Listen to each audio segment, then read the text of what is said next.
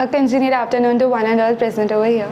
I am Anushka Sisodia and currently I am pursuing MBA from Shri Vaishnav Institute of Management, Indore. And as we all are acquainted to the fact that we need to state or we need to narrate our career stories, so here's my turn. So please pay heed to my oration and here I embark. Life is the endowment of God as a trust that will make it worth living. And in every best possible way, we should be grateful towards God for giving us such a fantabulous life, as gratitude only multiplies our blessings. It makes sense to our hearts, creates tranquility for today and creates a vision for tomorrow. So there are things that we take for granted, but someone else might be praying for it. So each day I believe that we should be grateful towards each and everything which God has bestowed to us, as all these are the parts and parcels of life and life goes on. So let's be as playful as a butterfly and live life in full throttle. So proceeding towards my career story. So as a child I was born and brought up in a joint family, and all my grandparents and parents, they have brought me up with great care and affection. And I used to be a happy-go-lucky kind of child who used to be very frolic and frivolous. And each day I used to indulge myself in all sorts of merry-making practices. And due to this, my alma mater session wasn't that much good. As my alma mater was my initial stage, my alma mater was St. Joseph's School. And in my initial grade, I was just a nitwit student, would say. And studies weren't my cup of tea. And each day, my parents, they were just fed up to the back of their teeth just because of my merry-making practices. And as I was a spoiled brat, so my parents were a bit concerned about how would she go, or how would she pave her way towards life. And but all those things were just futile for me, as I was a very pampered child and obstinate too. So in that grade, one of my teachers, she suggested just to join an institute nearby so that I could just score the flying colors. And the same thing happened, as my head was up in the air and I was a bit conceited that I belong to such a prominent missionary school, and I would have an edge over others. So basically I was admitted to this English institute, prominently known as Shastry's English Home. But as they say, a conceited person is just equivalent to a nitwit. So it was just contrary to that. This scenario was just like a square peg in a round hole. And I couldn't grasp all those grammatical exercises in just one go. So sir suggested me to join the morning batch. And the same thing happened, and I was a bit on my tenterhooks. And as my previous experience wasn't that good, as I haven't ever studied in such a stern ambience, and it was a first exposure to such kind of ambience, so it was quite irring. So like, it's quite obvious, like a child won't adapt to or won't be open to such scolding of the teacher. So attending classes were just like a thorn in the flesh for me. But till the time you don't step out of the comfort zone, so you won't upsurge in that aspect of your life. So gradually or vehemently, I would say, I realized that indulging myself frivolously on such merry-making practices won't upsurge me in any aspect of my life. So I joined the morning batch, which worked wonders for me. Each day at English Home, I found myself learning and emulating all those grammatical sessions which I missed upon earlier.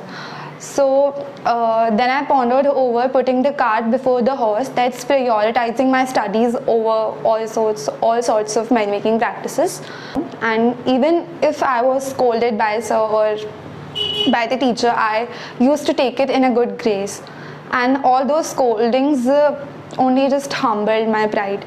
And as they rightly say, that your demeanor or your behavior is a projection of the reality of the company of the people you dwell in. So in the institute itself, I surrounded myself with such studious students, and in order to instigate or to make something happen, you need to break a leg, or the same thing happened here. Not only I enhanced my grammatical exercises or sessions, but here I also uplifted or elevated my personality by attending all those well-groomed and full-fledged sessions. Years passed by and I was promoted to 10th grade. So before my 10th boards, as we all know that pre-board examinations were conducted by the school, so the same thing happened with me.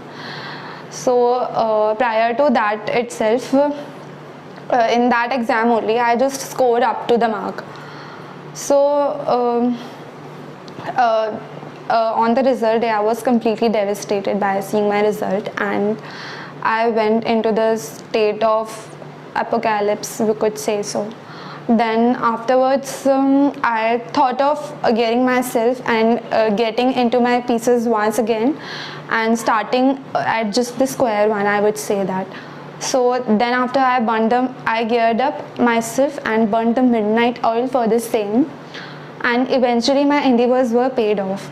And when the day my result was declared, I was on the 9th cloud and wanted to paint the town red. Then after my 10th grade, I was at the crossroad that when it came to opt for the particular subject for that. But I was quite clear, as my frame of mind suggested me to opt for commerce plus IP.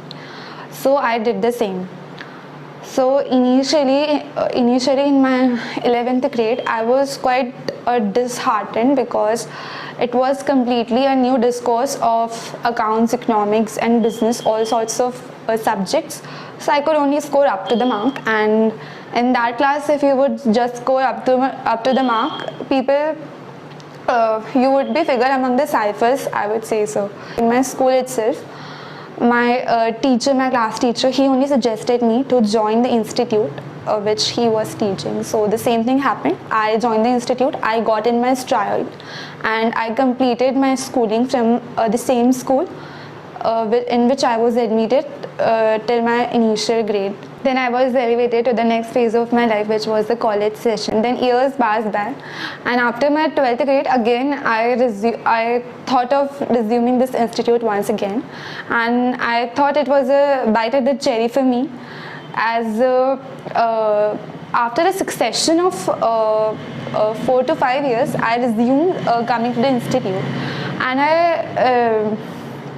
as I rack my brains and go down the memory lane, I remember that I was such a frivolous public speaker, but after a span of 4 to 5 years, I wasn't the same person anymore. I would be quite apprehensive when it came to public speaking, and again, in order to become an eloquent speaker, you need to deliver all sorts of stirring and rousing speeches.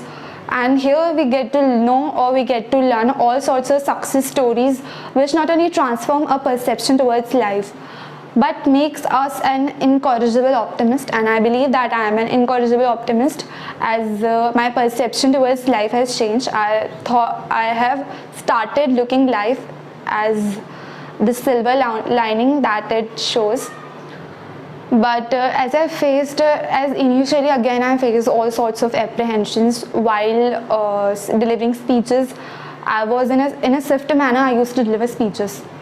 The same thing happened. So in order to be a good public speaker or to be a good orator, you need not to make your speech look more ostentatious, but it should be equipped with all sorts of vocabulary which not only states your ideology or puts your ideology into words, but it also helps in articulating or honing your skills. So in my college life, so initial 3 years I pursued BCom taxation, as I had a great flair in income taxation, and in that phase also I have passed with flying colors.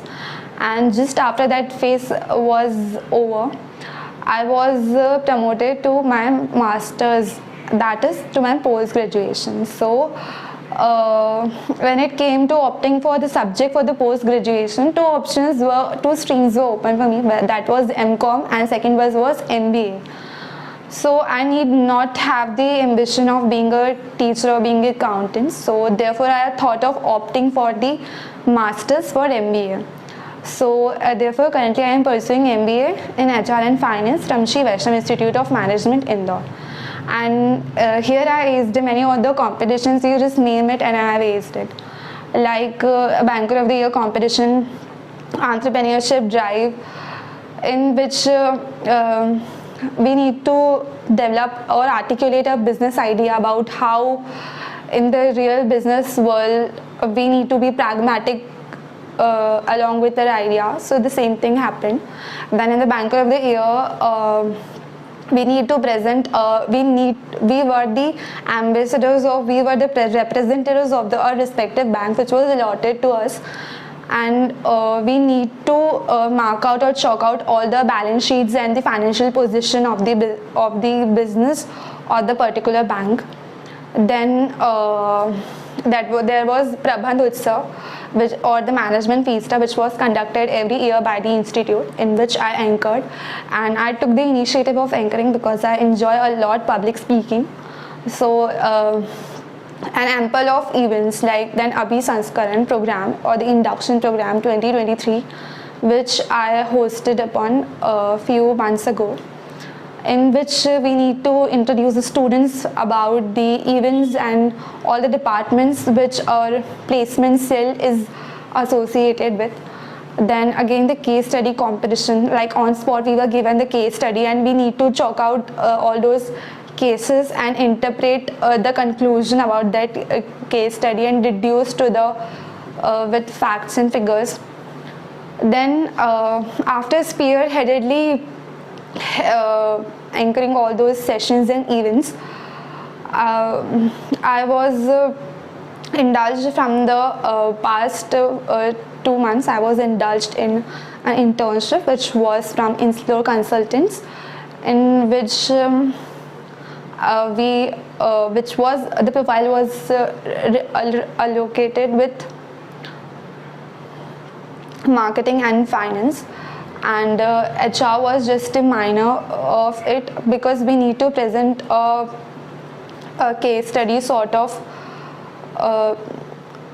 representation out of it. Then from the past 2 months the placement session has just begun, and I have appeared in the interviews of only a handful of companies, because I believe that if I have so much of potential within me, so I would be in a very renowned company only. I would appear in all sorts of interview of that only. So proceeding towards the interview, I have cracked the interview of the Airtel, in which the first round there was of written test, including all those quant reasoning and English and all sorts of competition. Then in the second round we were given the group discussion topic, and the third round was a PI round, and I cracked all those rounds and I was selected for it, but it wasn't my cup of tea due to my personal reasons. I didn't join the firm. Then the second interview I cracked, it was of the Max Bupa insurance company, and that company also, that was out campus, that is off campus drive. So in that interview also I appeared and I cracked it as well. And the last interview in which I was appeared in, that was of Helion company, and I cracked that as well. But as I say, that in GD. So the one thing which I realized by cracking all sorts of interviews are that you need to believe in yourself. You need to gleam up your panache so that you would have an edge over others while putting or recollecting your thoughts. You just need to articulate your ideology into words. That's all about the interview process, and that was all about my success story. Heartiest thanks for listening to me attentively.